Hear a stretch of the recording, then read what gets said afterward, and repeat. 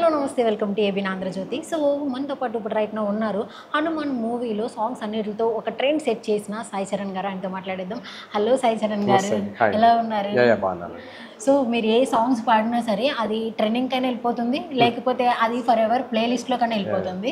So లూప్లో వినడానికి and ఏ ఒక్క సాంగ్ని కూడా ఎవరు రిజెక్ట్ చేయలేంత పరిస్థితిలో ఉంది. మీరు ఎవరైనా సాంగ్స్ ఆ జోనర్ నాకు ఇష్టం లేదు, ఈ జోనర్ నాకు ఇష్టం లేదు అంటూ ఉంటారు. మీరు ఏ సాంగ్ పాడితే ఆటోమేటిక్గా ఆ జోనర్ వాళ్ళు ఇష్టపడిపోతున్నారు అనమాట. థాంక్స్ అండి. గ్లాడ్. సో ఇక్కడ మీరు మనకి దేనికి చంద్రబోస్ గారు ఆస్కార్ లెవెల్కి తీసుకెళ్లారు మన తెలుగు సాహిత్యాన్ని. ఆయనకి ఫెలిసిటేషన్ జరుగుతున్న సందర్భంగా ఆయనతో మీ యొక్క అనుబంధం ఎలా ఉంది? రియల్లీ ప్రౌడ్ మూమెంట్ అండి మనందరికీ. బీయింగ్ ఏ తెలుగు రైటర్ ఆయన ఆస్కార్ సాధించడం నిజంగానే మనందరికీ చాలా సంతోషమైన విషయం అది. అండ్ కాంబినేషన్లో కీరవాణి గారు అండ్ చంద్రబోస్ గారు ఇద్దరికీ అవార్డు రావడం నిజంగానే మనందరికీ కూడా సంతోషమైనది.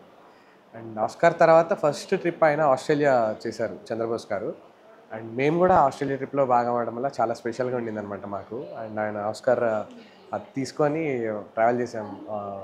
మాకన్నా మేము వెళ్ళిన నెక్స్ట్ డే ఆయన వచ్చారు. సో 2 షోస్ చేసాం అక్కడ ఆస్ట్రేలియాలో. అండ్ మా తరఫు నేను హరిణి నా వైఫ్ ఇద్దరం సింగర్స్. సో ఆ షోలో ఆయనకి స్పెషల్ ట్రిబ్యూట్గా ఆయన రాసిన పాటలన్నీ కలిపి ఒక 15 మినిట్స్ మెడ్లీ లాగా పర్ఫామ్ చేశాం.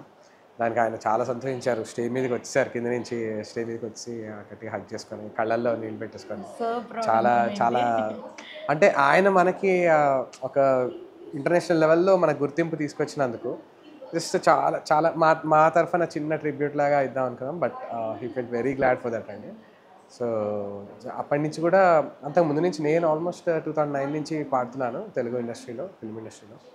అప్పటి నుంచి కూడా నన్ను గమనిస్తున్నారు ఆయన.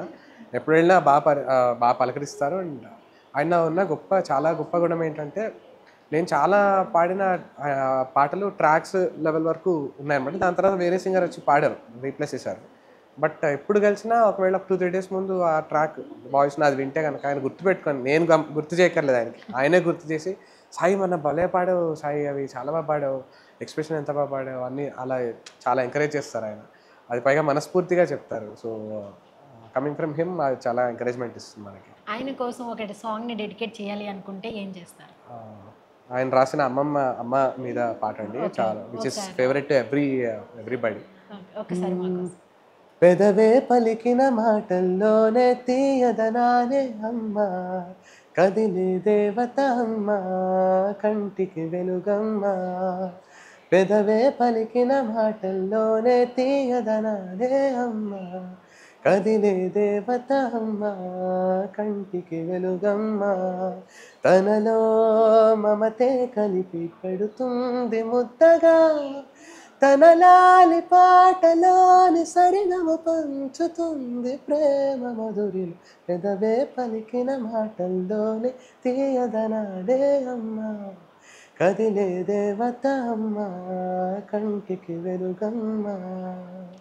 Super, so nice. Thank you so much Sai Charan గారు. అండ్ మీరు ఈ వర్క్ చేస్తూ ఉంటారు, లిరిసిస్ట్తో వర్క్ చేస్తూ ఉంటారు. యాజ్ ఎ సింగర్గా లిరిసిస్ట్తో చేయాలి అనుకుంటే లైక్ మనకి త్రిమూర్తుల్లాగా శాస్త్రి గారు, జోగే శాస్త్రి గారు, చంద్రబోస్ గారు ఉన్నారు. మీకు బాగా ఎవరు కంఫర్ట్ ఉంటారు? మీకు తెలిసిన లిరిసిస్ట్ ఎవరైనా సరే అలా పిక్ చేసుకోవాలి అనుకుంటే? అలా ఏం లేదండి, ఎందుకంటే ఇప్పుడు అందరూ ఒకటే రాస్తే లేకపోతే అందరూ ఒకటే పాడితే వేరే వాళ్ళ అవసరం ఉండదు. సో ప్రతి ఒక్కరికి ఒక యూనిక్నెస్ ఉంటుంది. సో మనం వాళ్ళతో ట్రావెల్ అయ్యేటప్పుడు ఏదో ఒకటి కొత్తగా నేర్చుకుంటూ ఉంటాం. అండ్ వాళ్ళకి ఒక స్టైల్ ఉంటుంది కాబట్టి ఆ స్టైల్ను మనం అడాప్ట్ చేసుకుంటుంటాం. ఒక సంగీతం సాహిత్యం అనేవి 2 ఇంటర్ రిలేటెడ్ కాబట్టి ఒకదాన్ని ఒకటి కాంప్లిమెంట్ చేస్తుంది. సో ఆయన సాహిత్యపరంగా ఒక శబ్దం ఒక వెరైటీగా సౌండ్ చేస్తే దాని మ్యూజిక్ డైరెక్టర్ ఆయన అంటే చాలా థ్రిల్గా ఫీల్ అయ్యి దాన్ని డిఫరెంట్ కంపోజ్ చేస్తారు. సో ఒక ట్యూన్ మా దగ్గరికి మేము పాడేటప్పుడు ఒకటి వస్తుంది అంటే ఒకవేళ మ్యూజికల్గా చాలా రెగ్యులర్గా కాకుండా కొంచెం డిఫరెంట్గా చేసిన లేకపోతే సాహిత్యం డిఫరెంట్గా రాసిన అది సింగింగ్ పాడేటప్పుడు మాకు ఎక్స్ప్రెషన్ చాలా స్కోప్ ఉంటుంది. సో అలా మనకున్న రైటర్స్ మీరు చెప్పినట్టు వేటూరి గారు లేకపోతే సీనియర్ అంతకుముందు దేవులపల్లి కృష్ణశాస్త్రి గారు అప్పటి నుంచి సాహిత్యం కూడా ఒక్కొక్కరికి ఒక మార్క్ ఉంటుంది, వాళ్ళ స్టైల్ ఉంటుంది. అండ్ చంద్రబోస్ గారు కానీ, రామజోగ శాస్త్రి గారు కానీ, లేకపోతే ఇట్లా సిరివెన్నెల గారు కానీ అంతకుముందు వీళ్ళు కూడా ఏంటంటే మన తెలుగు సాహిత్యాన్ని ముందుకు తీసుకెళ్ళేటప్పుడు చంద్రబోస్ గారే చూశారు.